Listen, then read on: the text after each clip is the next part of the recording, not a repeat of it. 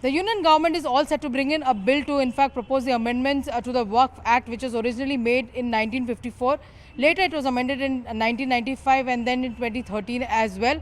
The Waqf Board Amendment Act is something which the government proposes will provide justice as far as the poor Muslims are concerned, and also the fact that they can provide justice to the women as well.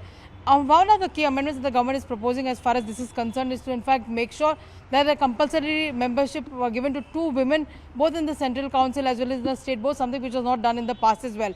Now in the past, whenever there was a dispute among the Waqf properties were concerned, it was only the tribunal which was the final authority, and of course justice was not ensured at the lowest level as well. But from now on in the proposed amendment, if one has a dispute as far as the Waqf properties is concerned, you can actually in fact go to a higher court. That is something which the government wants to ensure as well. Now, the idea behind the proposed amendments, remember, has been with the fact that many people have been consulted over the last 2.5 years or so when the bill was first initiated in terms of discussion by the government. Women have reached out to them, poor Muslims have reached out to them, judges have reached out to them, in fact lawyers have reached out to them and asked them to bring in these amendments so that the accountability can really be fixed.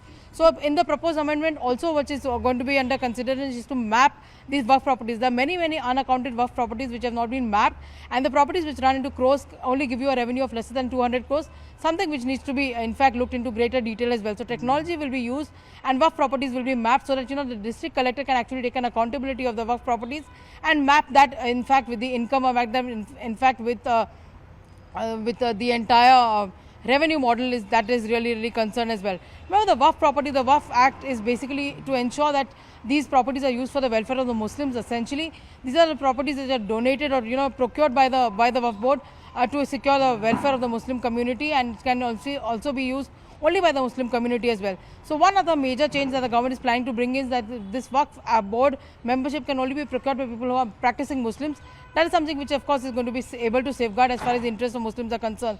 So last Friday, the Narendra Modi cabinet in fact proposed 40 amendments to this bill, which is expected to hit parliament sometime this week. It's going to be introduced in parliament sometime this week. We'll have to just wait and see what shape it takes, whether it in fact gets passed in parliament in the last week of this monsoon session, or it's sent to a select committee for further scrutiny. But it seems that a lot of heat has already been generated with, of course, political parties and clerics already questioning the intent of the government and questioning the interference as far as the Muslim rights are concerned.